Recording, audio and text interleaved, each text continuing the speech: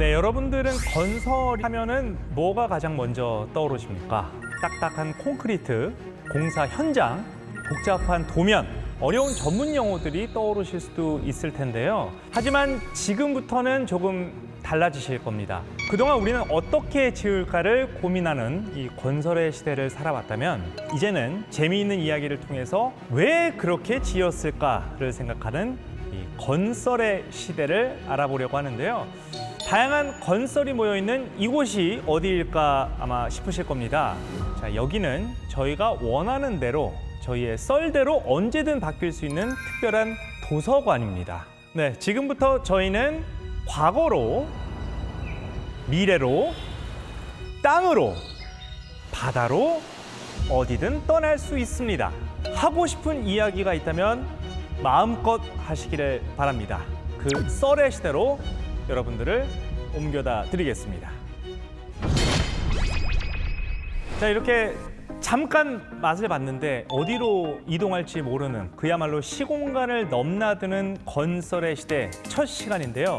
자, 저와 함께 이 건설을 풀어주실 분들을 소개해 드리겠습니다. 김태훈 씨 나오셨습니다. 네, 아유, 네. 반갑습니다. 반갑습니다. 네. 네.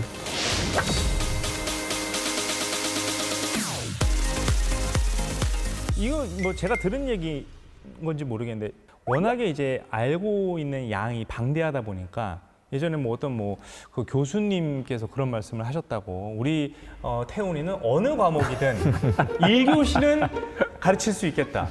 아, 진짜인가요, 그게? 대학 다닐 때 저희 전공 담당 교수님이셨는데 네.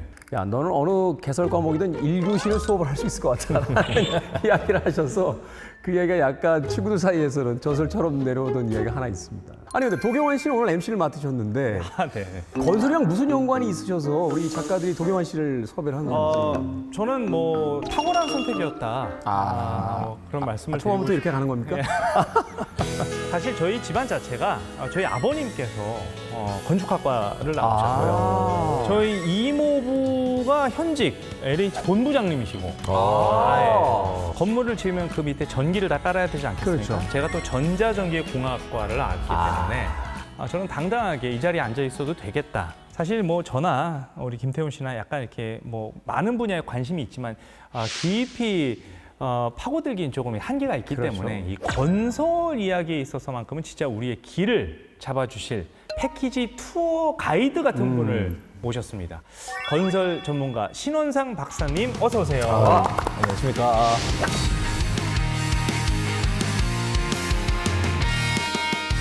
되게 민경훈 씨 닮지 않았나요? 약간 그런 그죠? 분이 있어요. 무슨 말씀 좀? 많이 들으시죠? 많이 들었습니다. 그러니까요. 네, 네. 많이 들었습니다.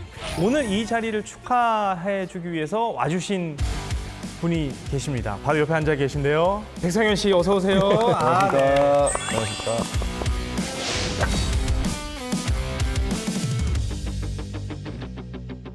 제가 이분을 모신 이유가 있거든요. 성현 씨 소개 좀 해주시죠. 박사님 혹시 저 모르세요? 전혀. 저 진짜 못 보셨나요? 아니 제가 정말로 그 건설 관련 협회, 그러니까 박사님께서 계시는 박사님 계시는 그 건물에 있는 그 건설 관련 협회에 제가 회원입니다. 오. 진짜 해요. 제가 연회비까지 내고 있습니다. 와.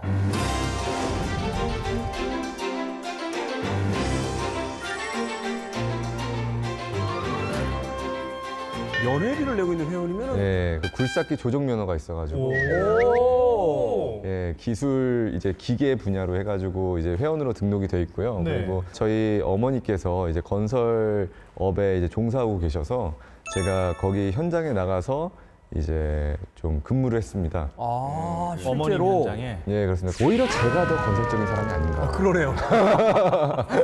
아니 무슨 학창 시절에 뭐 용돈벌이로 아르바이트를 했다 이 수준이 아니고 그러네요. 거의 찐으로 진짜 건설인으로서 현장을 나가셨던 걸로 지금 말씀을 하신 것 같아요. 네, 그럼 오프닝에서 제가 뭐 건설인 집안 뭐 주접 떨었던 거 아닙니다. 정식으로 아닙니다. 사과드리겠습니다. 아닙니다. 이제 좀 약간 분야가 좀 다른 것 같아요. 예. 자, 본격적으로 건설의 시대 열어볼 텐데요. 일단 이 건설이 뭔지, 이 건설이라는 두 음절의 단어부터 파헤쳐봐야 될 것 같아요. 박사님께 제일 먼저 여쭤보고 싶은 게 건설과 건축과 차이가 뭐예요, 정확히?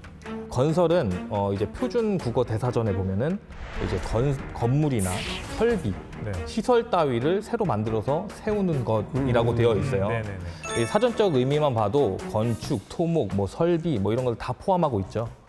건설은 건축의 상위 개념이라고 보시면 됩니다. 쉽게 말씀을 드리면은 수직으로 짓는 거는 건축이다. 라는 좀 생각을 좀 해보시면 좀 쉽지 않을까요? 수직으로 짓는 거. 여기 보면은 건축이 한자도 이제 세울 건에 쌓을 축자를 쓰거든요. 여기 보면 다 수직적인 의미죠. 그러네요. 쌓을 축이니까. 네, 그죠? 근데 토목은 좀 수평으로 좀 생각을 하시면 좀 쉬울 것 같아요. 도로 앞으로 짓죠. 네, 교량도 그렇고 터널도 그렇고 그러네. 철도도 그렇고 면적 단위로 지어 나가니까. 다 이렇게 가로로 이렇게 짓게 돼 있어서 이제 위로 짓는 것도 당연히 있죠. 있겠죠. 있는데 이제 일반인들에게 좀 설명하기 좀 편하자고 보면은 이제 수평적 의미를 토목이 가지고 있다라는 걸 알고 계시면 됩니다.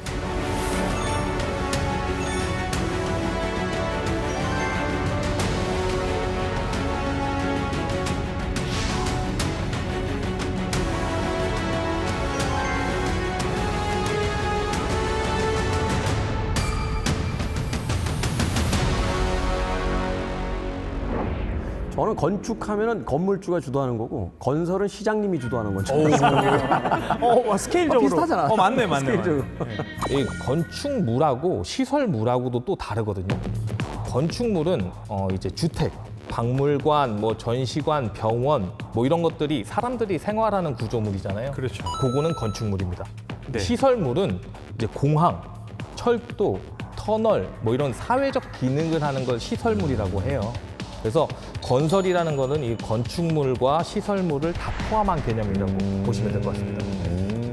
이게 건설이랑 관련된 협회가 정말 많습니다. 이게 건설 기술인부터 이제 그 기술인들이 모인 협회부터 엔지니어, 감리, 해외 건설 분야, 뭐 토목 분야, 건설, 교통, 기술 분야, 신기술 분야 등등 정말 그만큼 다양한 분야에서 전문적인 지식과 기술이 필요한 게 이 바로 건설이죠. 뭐 이쯤 되니까 건설이 아닌 게 없다. 뭐 우리 실생활 속에 건설이 파고들지 않은 데가 없는 것 같은데요? 우리가 일상생활에서 무심코 지나치는 것들도 사실 알고 보면 다 건설이거든요. 제가 문제 하나 딱 드려볼게요. 네네네. 제가 말씀드리는 것들 중에 건설이 아닌 거 한번 골라보세요. 건설이 아닌 거. 건설이 네. 아닌 거. 전신주, 다리, 터널, 공항, 공원, ATM, 맨홀. 골라보세요. 건설이 아닌 거? 건설이 아닌 거. ATM이 오토 텔링 머신 그 ATM 돈 뽑는 돈 기계? 빼는, 돈 빼는. 그거는 건설이 아니죠. 근데 그렇게 당연한 걸 보기에다 넣어놨을까?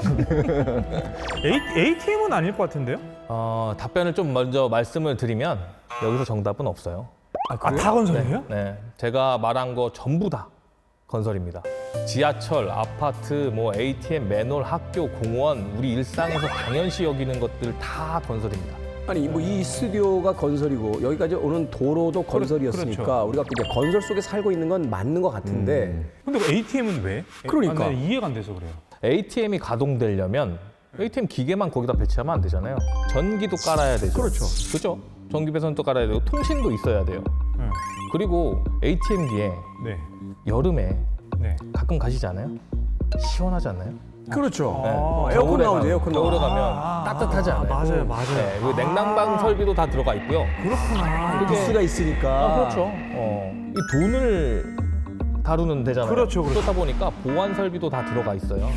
그 ATM 자체가 소형 건설물이라고 좀 맞네. 보시면 될 것 같아요. 뭐 하나 소홀한 게 없는 완벽한 건설이네요. 그럼요. ATM 기 그럼요. 자체가. 네, 그럼요. 처음에 이제 아나운서로 방송국에 입사했을 때 교육을 정말 많이 받았는데 제일 피해야 되는 말 중에 하나가 이제 노가다라는. 왜냐면 우리 너무 주변에서 많이 쓰잖아요, 편하게.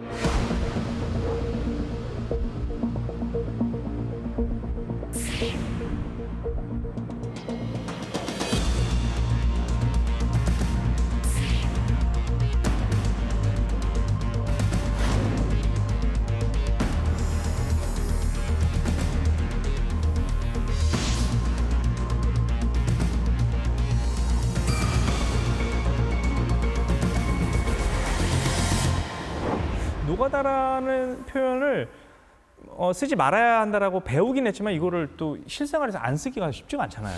그렇죠. 뭐 방송에서는 부적합 용어로서 이제 분류돼 있지만 일상생활 속에서 굉장히 많이 쓰는 단어잖아요. 맞아요. 이 노가다.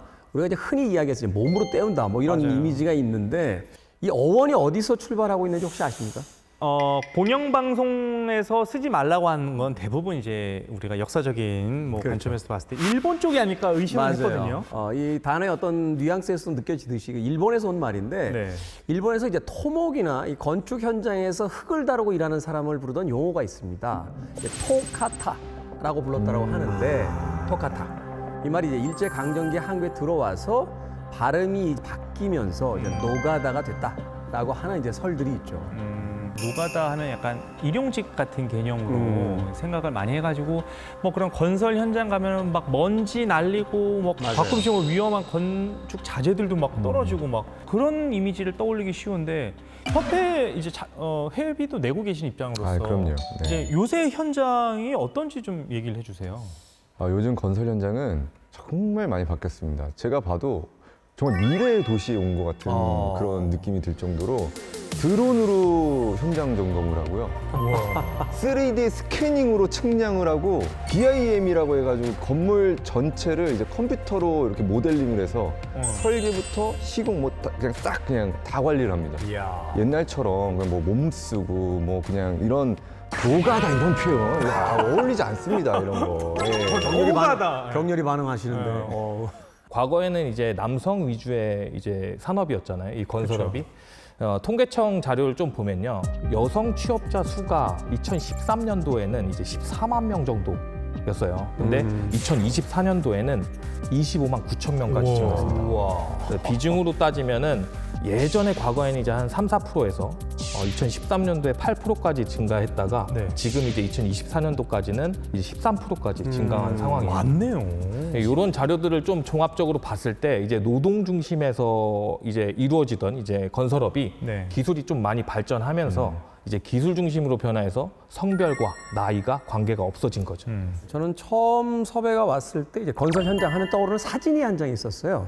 그게 아마 제 기억이 맞다면 1930년대 초에 그 미국의 록펠러 센터를 이제 건설할 때 노동자들이 60층이 좀 넘는 높이라고 그래요. 거기 아무런 안전 장비 없이 철근에 그 11명의 노동자가 앉아서 도시락을 먹고 담배를 태우는 그 아주 유명한 사진이 있어요. 그 사진에 대한 인상 때문에 우리가 이제 항상 노동 현장 하면 맞아요. 과거의 어떤 그런 장면들을 이렇게 머릿속에 떠올리게 됐는데 지금 이야기를 들어보니까 이제 그것은 정말 100년 전의 일이고 2025년에 대한민국의 건설 현장 또 이 그 건축에 대한 이야기는 완전히 다른 분야가 되지 않았나 하는 생각을 해보게 됩니다. 예. 자, 우리가 시대를 조금만 뒤로 이제 거슬러 가보도록 하겠습니다. 야, 이게 몇 년 되죠? 글쎄 한 60년대, 70년대 초 정도 되지 않을까 하는 생각이 드네요. 그러니까 우리가 이제 건설의 시대 얘기를 하면서 어느 시대로 가야 되잖아요. 그럼 저희 스튜디오는 좋은 게 이런 게 다 됩니다. 저희가 원하는 시점과 시간대, 장소로 자유자재로 이동이 가능합니다. 지금은 다 뭐 LED 조명 간판 쓰고 그런데 뭐 안 들어오는 간판들이 질게 있는 거 보니까 60, 70년대. 근데 도경환 MC가 정확한 지적을 해주신 게 근데 간판에 지금은 네온사인이라든지 뭐 불들이 들어오잖아요. 맞아요. 근데 지금 보고 있는 이제 과거의 풍경은 그냥 맨 간판에 글자만 쓰여져 있다. 맞아요. 당시엔 가로등도 거의 없던 시절이고요.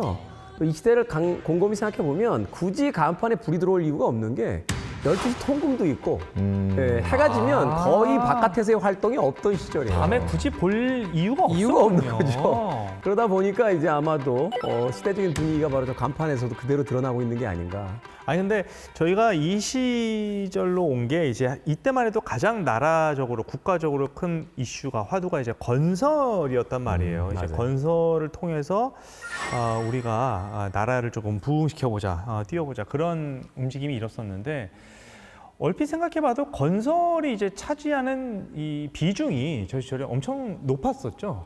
1960년대면은 전쟁 이후잖아요. 그렇죠. 네. 그러니까 폐허였어요. 폐허된 상황이었고 그래서 정부가 부랴부랴해서 이제 경제개발 5개년 계획을 이제 수립을 한 거죠.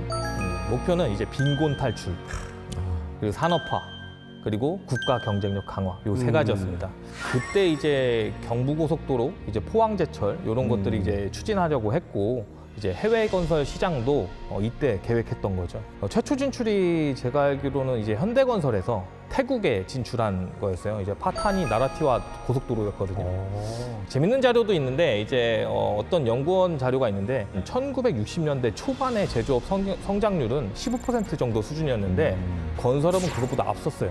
17.3% 수준이었습니다. 그러니까 주요 산업이 제조업이 아니라 건설업이었던 예, 시절이다. 그 당시 볼수 때는. 있는 거네요. 지금은 이제 뒤바뀌었지만 그 당시 때는 엄청난 시절이었죠. 야, 이게 제조업을 이겼을 정도면은 정말 건설업 자체가 이 한국 전반을 바치고 있었던 게 아닐까 싶은데 지금도 그 건설 일을 하는 분들이 많나요? 2024년도 통계청 기준을 좀 따르면은 취업자 수가 206만 명 정도. 206만 명. 206만 명. 뭐 인구 100명 중에 한 17명 정도가 건설인이다. 뭐 이런 뜻이 될 것 같은데 비율이 높다 보니까 아무래도 계속 발전을 하고 또 새로운 기술도 도입이 되고 선순환이 일어나는 거 맞습니다. 아니겠습니까? 그러니까 60년대, 70년대 이야기를 해주셨는데 그때 이제 건설이 나라를 부흥시켰던 것이 분명한 사실인 것이 저 당시의 경제 규모를 보면요. 우리가 북한보다 못 살던 시절이에요. 맞아요. 예, 사실은 우리가 굉장히 빈곤한 어떤 그런 그 기반을 가지고 있었는데 이제 건설을 통해서 이제 국가가 재창조가 되면서 이제 오늘날에 이르게 되는 이제 그런 어떤 시발점이 아니었나 하는 생각이 들고.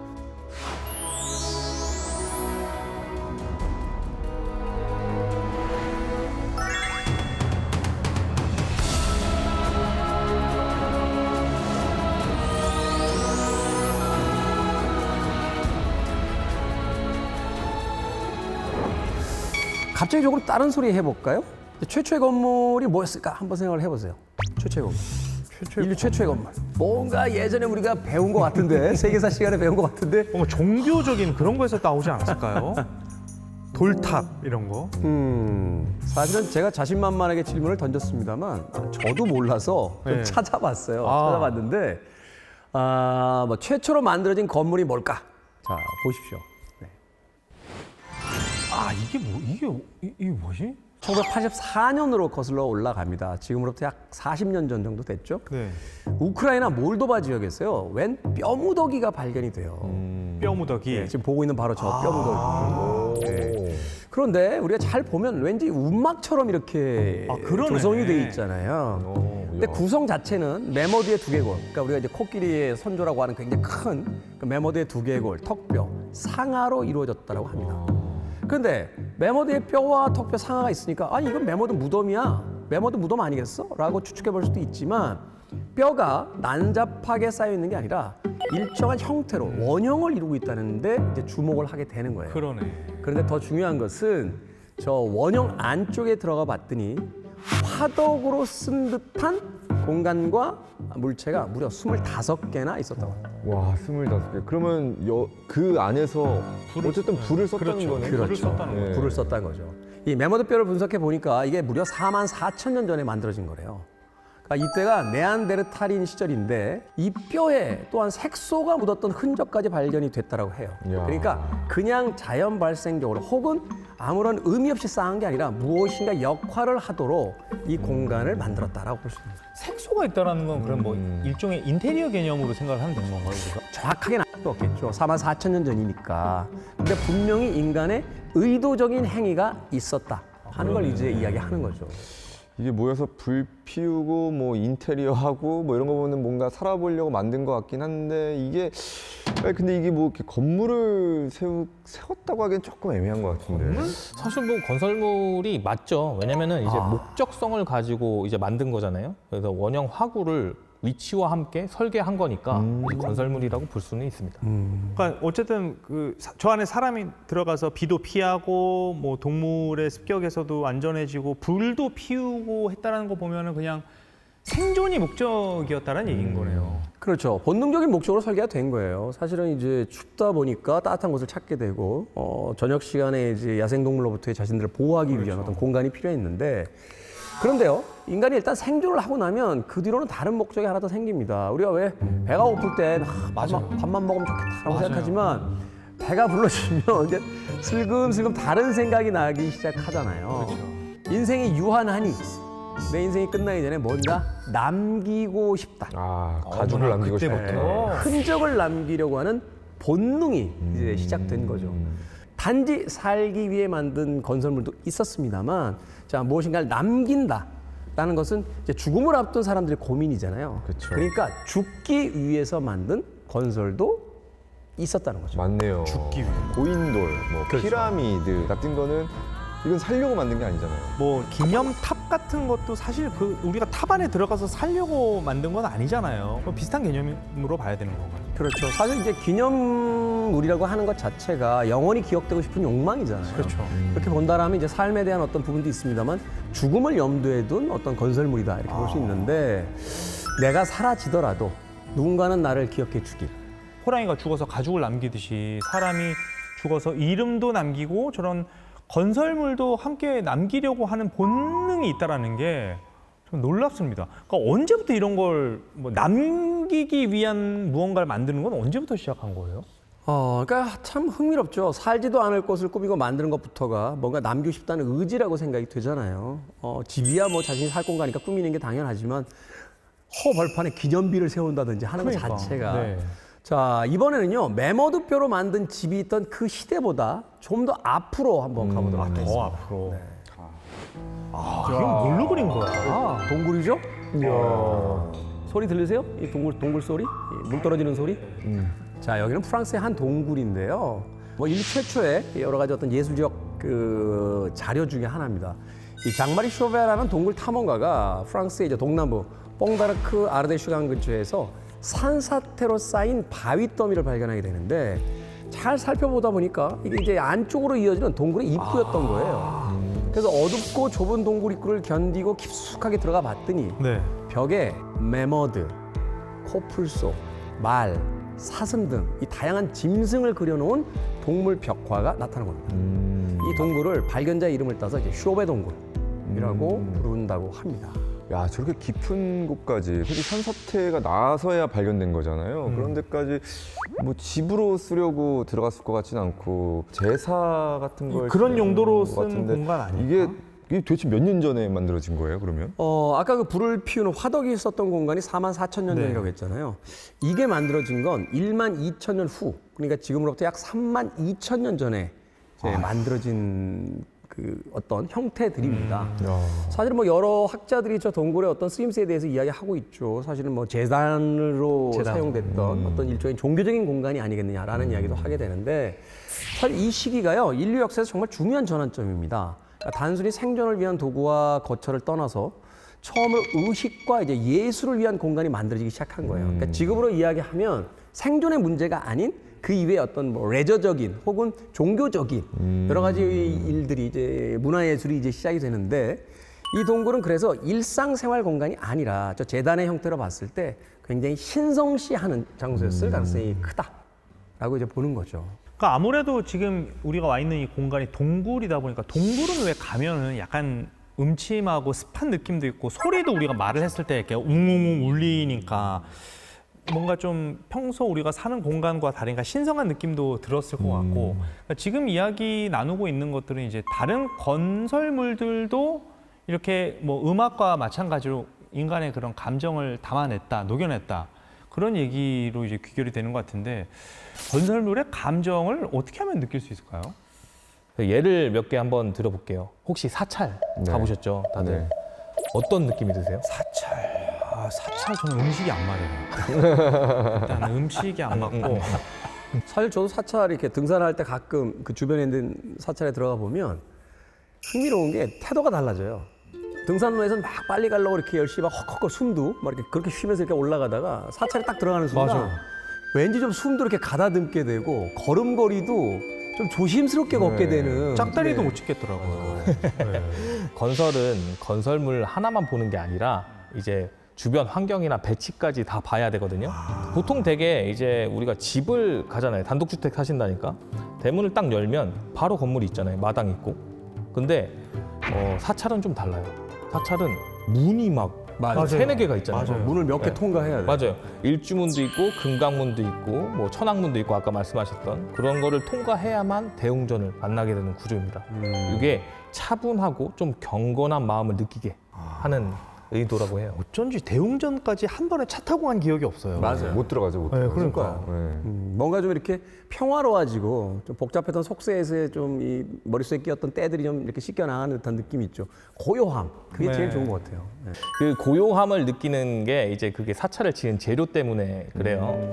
이제 우리나라 사찰 같은 경우 대부분 목조 재료로 다 지어져 있잖아요. 이 목조가 이제 소리를 좀 반사하기보다는 이제 어느 정도 좀 부드럽게 흡수하는 특성이 있고요. 좀 확산시키는 특성도 가지고 있어요.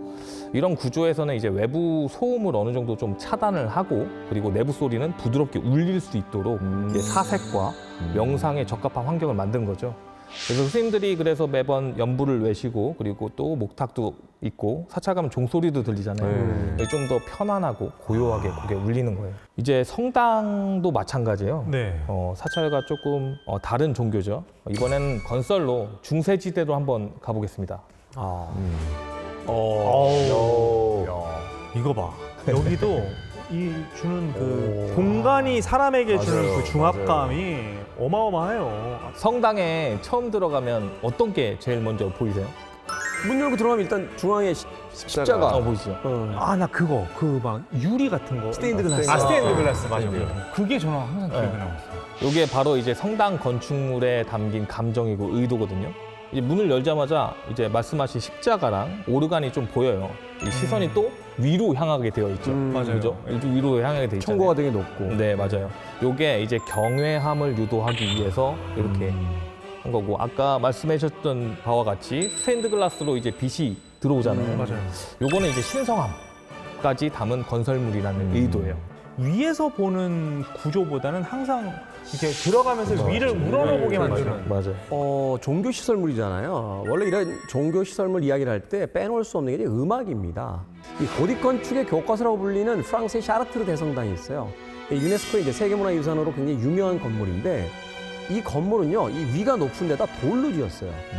근데 당시 성당에서는 이 악기가 아니라 이제 사람 목소리만을 사용하던 이제 그레고리오 성가를 주로 이제 불렀는데 이런 성가가 필요했던 이유는 이 성당의 구조와 재료 때문이었다고 알려졌습니다. 성당에서 말하면 이제 길고 깊게 소리가 울리면서 빠른 음악은 번지고 뭉개진다는 거예요. 그러니까 쉽게 얘기해서 음의 반사들이 너무 빠르게 돌아오니까 다음 음과 돌아오는 음이 겹치면서 이제 힘들어지는 거죠. 그래서 우리나라의 어떤 정가 같은 고전 음악처럼 한 음을 길게 불어서 굉장히 어떤 그 울림을 최대치로 사용하는 그래서 굉장히 신비롭고 경건한 분위기 바로 그러한 효과를 이 성당에서 그 성가를 통해서 이제 만들어냈다는 거죠.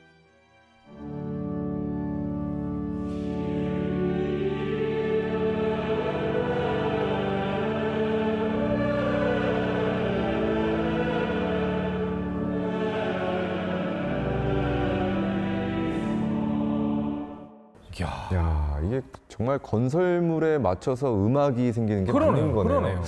아니 그러면 이게 성당을 뭐 짓는 재료가 바뀌면은 음악도 바뀌게 되는 건가요? 그러면?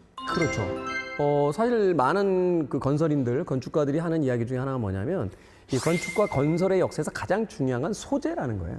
그러니까 예전에 벽돌을 쓰고 그 뒤에 말하자면 뭐 유리를 쓸 수 있게 되고 철근을 쓰게 되고 시멘트를 쓰게 되면서 이 건축과 건설이 완벽히 다른 것을 이제 변모를 했다는 건데 성당의 재료나 구조가 바뀌면 음악도 바뀌게 됩니다.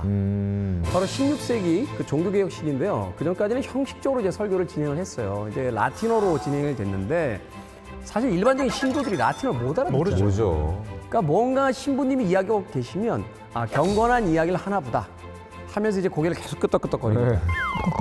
계속 고개를 끄덕끄덕거리면서 이제 성당 생활을 했는데 종교개혁 이후에 분위기가 완전히 달라졌어요. 그러니까 하나님의 말씀을 모두가 들을 수 있어야 된다. 모두에게 전파해야 된다. 그래서 이 설교 중심으로 예배가 재편됩니다.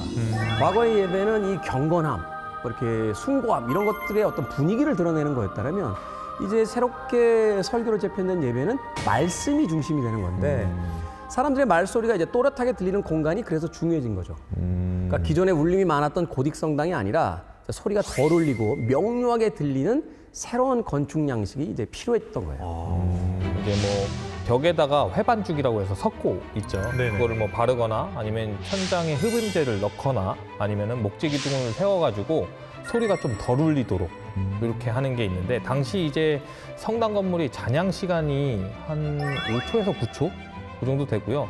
석고 마감을 하고 이제 목재를 넣고 나서는 2, 3초로 좀 단축이 됐다고 많이 하더라고요. 단축됐네. 네. 이렇게 직사각형 콘서트홀을 많이 가보셨을 맞아요. 텐데요. 네네. 이제 그 공간을 이렇게 상자와 닮았다고 슈박스형이라고 하거든요. 슈박스. 이게 옛날 교회랑 성당에서 많이 쓰여진 모양이라고 하던데, 천장이 높아서 이제 소리가 웅장하게 들리고, 그리고 무대가 앞이라서 이제 모두에게 집중하기 좋은 그런 딱 모양인 거죠. 그러니까 우리는 그냥 딱 공연 가면은 공연이 직사각형이구나. 거기서 생각을 멈췄지. 이게 성당이랑 뭐 교회에서 이런 역사적인 이유로 왔다라는 걸 우리가 생각을 못했을 거 아니에요. 건설적으로다가 이제 확실하게 입증이 된 구조에다가 현대적인 음향 기술까지 더해져서 지금의 그런 전문 콘서트장이 됐다. 이렇게 정리를 하면 될 것 같은데, 콘서트장에 가보면 유독 소리가 뭐 잘 들리는 자리가 있다. 이 자리는 좀 잘 안 들린다. 뭐 그런 얘기들 많이 하시더라고요. 그렇죠. 실제로 그게 음악을 즐기는 입장에서 명당이라고 할 만한 장소가 따로 있는 거예요? 있죠. 일면 뭐 황금자리 이렇게 이야기하는데, 아마 이 자리가 어떤 자리냐는 여러분들이 콘서트 티켓 구매할 때 S석. 가격에서 이미 차이가 났을 거예요. 그러니까 만약에 70명에서 한 100명 정도 되는 그 오케스트라 연주회, 그러니까 관객석이 70에서 100이 아니라 오케스트라가 이제 정말 이제 풀 사운드를 내는 70에서 100명 정도다라고 하면 가장 좋은 자리가 어딜까요? 가까이서 듣는 게 제일 좋은 거 아니에요? 가까이에서. 맨 앞에? 여배우 얼굴이 제일 잘 보이는 거 아닐까요? 저는 그 영화에서 보면은 저 2층 옆쪽에 약간 그 무슨 박스라 그러죠? 이게 이제 발코니처럼 이렇게. 발코니처럼 돼 있어서 네, 거기서 테라스 형태로 돼 이렇게 있죠. 이렇게 안경 이렇게 망원경 같은 걸로 이렇게 보고 있는 그 자리가 비싸지 않을까? 거기 싼데지. 멀잖아. 얼굴이 안 보이잖아. 근데 보면은 제일 약간 주인공하고 막 회장님들이 약간 그런 자리에 막 가 계시고 그런 것 같은데. 역시 날카로운 부분이 있어요. 일단은 제일 피해야 하는 자리는 바로 앞자리입니다. 진짜요? 우리가 이제 흔히 이렇게 행사장에다가 VIP들을 모시면 맨 앞에 배열을 하잖아요. 그럼요. 초대권도 거기를 뿌리잖아요. 제 생각엔 그래요. 이제 과거에 로마의 콜로세움 같은 경기장을 보면 이 황제가 맨 앞자리에 있고 이제 맞아요. 그 네. 서열순으로 뒤로 쭉 앉는 그런 전통 때문에 아마 오늘날의 공연장도 그렇게 초대를 하는지 모르겠는데, 이게 무대와 너무 가까우면요, 악기 생소리가 그대로 들립니다. 그러니까 말하자면 이제 마이크로폰을 사용해서 이제 스피커를 통해서 나오는 소리도 들리지만, 앞에서 직접 연주자가 연주하는 그 생소리도 바로 같이 들어오는 거예요. 그러니까 이제 사운드의 어떤 교란 같은 게 좀 생기는 거죠. 그러니까 연주하는 모습을 보겠다면 앞이 좋죠. 그러니까 이제 연극 무대 같은 경우는 아마도 앞에서 보시는 걸 되게 선호하시는 분들이 많으실 네네네. 거예요. 근데 음악을 즐기려면 무대 앞 중앙은 좀 피하셔야 돼요. 앞서 백승현 씨가 이야기한 것처럼 2층 사이드 좌석이나 중앙의 뒤쪽, 사이드 뒤쪽, 네, 이쪽이 공명감이라든지 음악 전달이 가장 잘 되는 공간이라고 해요. 2층은 너무 뒤로 간 거 아니에요? 근데 이렇게 생각하시면 돼요. 앞서 이야기했습니다만 음악이라는 것, 그러니까 소리라는 것은 이제 진동이니까 네. 사라지기 전에 어딘가를 맞고 다시 되돌아오는 반동이 생긴다는 그렇죠. 거예요. 그죠? 이 반동이 오는, 그러니까 반사음이 오는 곳이 또 뒷벽이에요. 그러니까 막상 스피커 앞에 있는 앞자리뿐만이 아니라 음악이 튕겨져 나오는 그 공간도 굉장히 중요하다는 거죠. 그러니까 뒷자리가 사실은 맨 앞자리보다 오히려 음악을 듣는 데는 훨씬 더 좋은 공간일 수 있다라고 생각이 됩니다. 전혀 몰랐네. 그러면은 뮤지컬 아니면 뭐 오페라 이런 데는 어디 가야 좋을까요? 이게 조금 차이가 있어요. 뮤지컬은 마이크를 쓰거든요. 그러니까 스피커를 맞아. 통해서 많이 나오죠. 맞아. 네, 오페라는 생목으로 부릅니다. 맞아요. 네, 그래서 오페라가 제 생각엔 사실은 뮤지컬보다 조금 더 앞쪽이 괜찮을 것 같고, 네, 뮤지컬을 들을 때는 아무래도 스피커를 사용하니까 조금 뒤쪽에 떨어져 있는 게 아무래도 그 스피커의 사운드를 잡기에 가장 좋은 자리가 아닐까. 야, 이거 진짜 근데 건설 얘기하다가 우리 앞으로 뭐 콘서트나 공연장 티켓팅 할 때 이런 꿀팁까지 알아가게 되는데, 그 갑자기 든 생각이 요새 게임 안 해도 생각해 보니까 엄청난 건설들이 많이 있을 것 같아요. 한때 뭐 전 지구적으로 인기를 끌었던 스타크래프트 같은 경우도 보면은 일단은 기지부터 만들어야 되잖아요. 그리고 생산부터 시작을 한 다음에 전쟁이 시작이 되니까 이거 다 건설이지. 맞아요. 우리 아이들이 집에서 그 하는 게임이 있어요. 마인크래프트. 맞아요. 마인크래프트. 맞아요. 그것도 막 이렇게 다니면서 막 그러니까 염소도 소도 막 죽이고 막 이렇게 하면 곡괭이로 땅도 파고 막 자기가 콕콕콕 하면 또 있죠. 건물을 막 벽돌이 올라가고 뭐 실제로 있는 건물들도 많이 지어놨더라고요. 있어요. 뭐 그거 어떻게 짓는 건지 모르겠어요. 에펠탑, 뭐 타지마할. 아, 그거 자기 마음대로 지을 수 있어요? 네, 아니 도대체 그거 어떻게 짓는지 모르겠어요. 짓고 부수고 난리도 아니에요. 네. 실제로 이제 건설 전문가들이 참여한 맵도 있어요. 그린필드라는 맵이 있거든요. 게임에 여기 한번 보시죠. 어머나 우와. 이게 게임 안에 있는 거예요? 네. 아, 저걸 어떻게 만드는 거야? 대단하지 않아요? 이제 한 유저가 이제 현실감 있는 도시를 좀 만들어 보자는 아이디어에서 좀 시작했는데 점점 규모가 커지면서 이제 거기에 건축 전공자들도 들어갔죠, 도시 계획가도 들어가 있죠, 캐드 설계 네, 네. 하는 그 모델러도 참여해서 아직까지도 짓고 있죠. 아, 저 진짜 궁금한 게 있는데, 저 만약에 주유소라고 치면은 주유소 위에만 저렇게 주유소 모양만 있는 거예요? 아니면은 정말 밑에 유리 탱크까지도 다 이렇게 뭐 만들어 놓은 거예요? 다 있어요. 진짜로 그렇게 다 해놨다고요? 다 있어요. 다 있어요. 아니 그러면 이거는 게임이라고 우리가 명명을 하면 안 되는 거 아닌가? 이게 뭐 누구나 참여할 수 있는 어떻게 보면 건설 시뮬레이션 프로그램 뭐 이렇게 얘기를 해야 되는 거 아닌가요? 그렇죠. 이 시뮬레이션이 아니라 게임 안에서만 존재할 수 있는 아주 특별한 경우도 있습니다. 이 전 세계 어디에도 없는 최대 규모의 도서관이 바로 이 마인크래프트 안에 있어요. 속을 들여다보면요, 어마어마하게 놀라운 것들이 있습니다. 바로 그 도서관 안에 채워진 내용들인데 이 도서관을 만든 사람들이 국제언론감시단체, 국경 없는 기자회예요. 그러니까 왜 이 사람들이 이 도서관을 만들었냐면 도서관 이름에서 그 목적이 나옵니다. The Uncensored Library. 그러니까 검열이 없는 도서관. 그러니까 러시아, 이집트, 멕시코, 사우디아라비아 뭐 이렇게 언론의 자유가 제한된 국가에서 이제 보지 못하는 책이라든지 뭐 기자들의 글 이런 것들을 마인크래프트 책으로 만들어서 누구나 읽을 수가 있는 거예요. 그러니까 말하자면 접속해서 저 게임 안에 들어가서 저 도서관에 가서 자기가 찾는 자료를 가지고 그거를 볼 수 있다. 언센서드니까. 네. 나는 진짜 이 건설 얘기하면 적당히 뭐 콘크리트, 시멘트 얘기하다 갈 줄 알았는데 와 이게 무슨 뭐 이야기도 있고 인간의 의지도 있고 뭐 음악이 건축 양식에 따라 달라지고 인간의 인류의 역사도 담겨 있고 진짜 종합 학문이네요. 하나 더 있어요. 건설에는 심리도 있거든요. 심리도. 제가 생각만 해도 정말 즐거운 질문 하나 드려볼게요. 저 성수동에 네. 100층짜리 건물을 하나씩 지을 수 있어요. 그러면 몇 층에 사실래요? 70층? 70층? 저는 그래도 100층이라고 한다면은 한 번쯤은 100층에 한번 살아봤어요. 펜트 스타일이시다. 탑층에. 나도 이거야. 그러니까 네. 엘리베이터를 탔어. 네. 그냥 맨 위치로. 가면서 얼마나 많이 쓰겠어요. 엘리베이터도 따로 그 만들어야죠. 택배 이렇게 아저씨들 따로. 층층이 다 눌러놓을 텐데.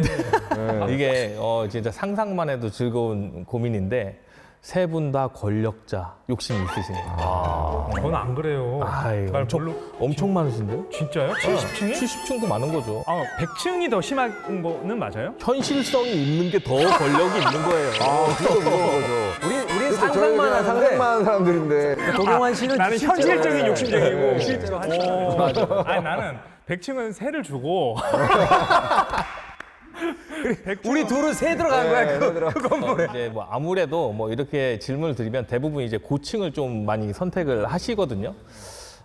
기본적으로 이제 아파트도 낮은 층보다는 뭐 고층이 더 비싸기도 하고. 맞아. 같은 동에서도 가격 차이가 많이 나요. 맞아요. 이게 근데 본능이에요. 뭐 과거로 따지면 이제 그리스의 파르테논 신전도 높은 곳에 있었죠. 그리고 맞아요. 네, 도시에서 제일 높은 곳에. 맞아요. 그렇지. 그리고 우리나라도 보면 창덕궁에 가면은 왕이 진문을 보는데 인정전이라는 곳도 있잖아요. 거기도 좀 높거든요. 계단을 몇 번 이렇게 올라가야 도착을 해요. 맞아요. 또 안에 가서 보면은 이제 왕이 진문 보는 데는 또 위에 있어요. 그죠? 이 높은 곳에 있는 것들은 이제 옛날부터 지금까지 이제 권력자 공간이었던 거죠. 그래, 내가 권력욕이 좀 있나 봐. 지금 딱 생각나는 게 우리 무의식 중에 초등학교 때부터 가면은 항상 선생님은 이렇게 단상이라는 게 있잖아요. 맞아요. 약간 한 단 올라가 있지. 그렇죠. 단상이란 게 있어서 이렇게 위에서 선생님이 학생들을 내려다보게 한눈에 이제 통제 가능한 시야 안에 들어오게끔 하는 그것도 같은 맥락 아닐까요? 그렇겠죠. 학교도 그렇고요. 이 흥미로운 게 감옥도 비슷한 구조입니다.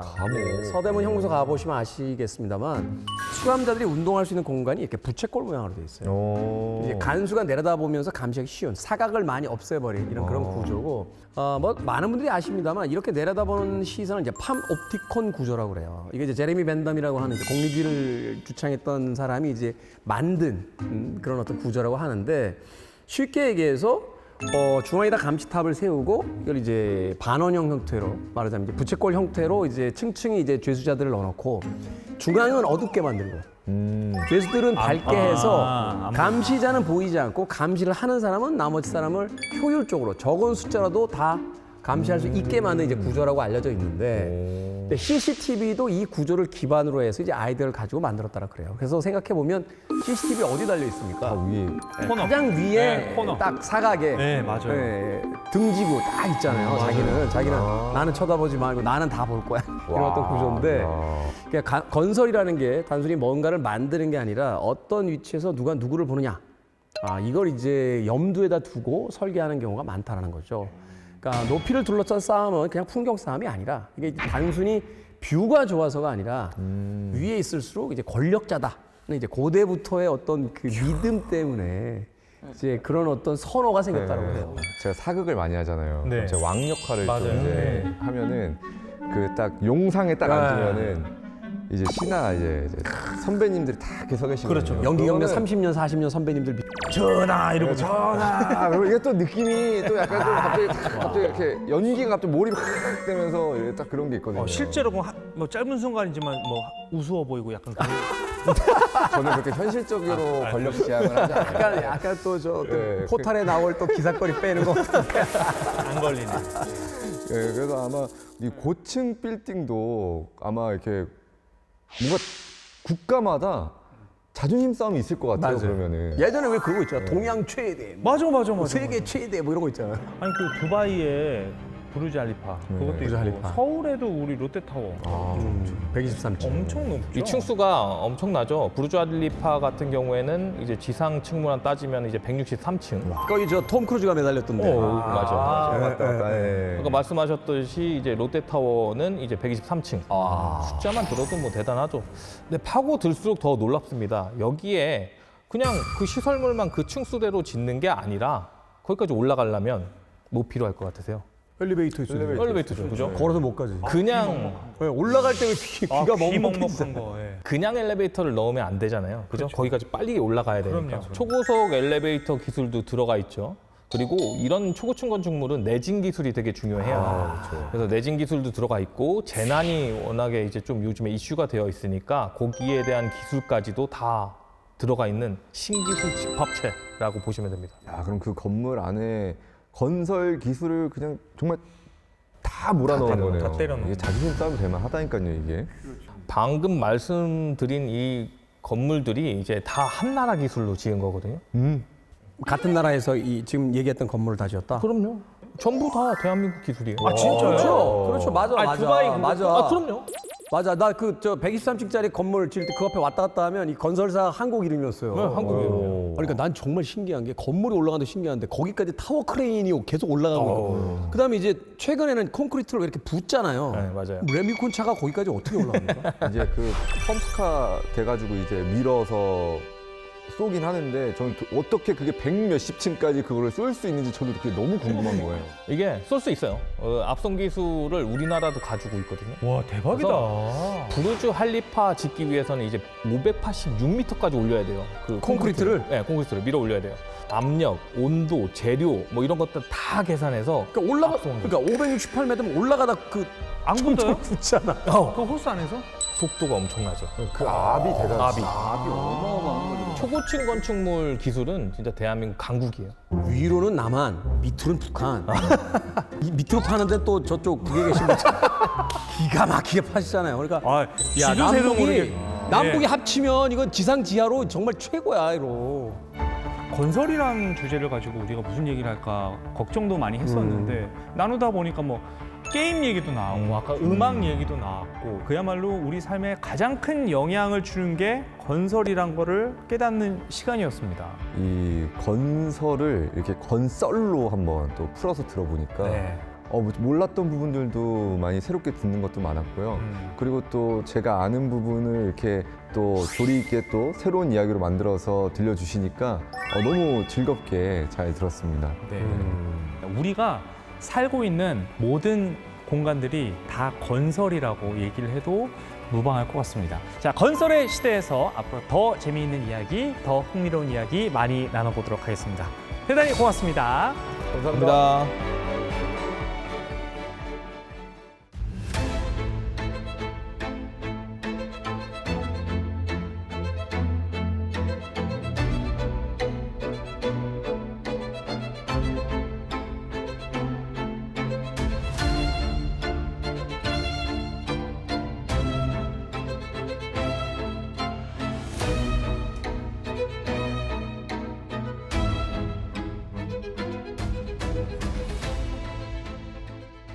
즐거운 파도의 세상 Play the next channel A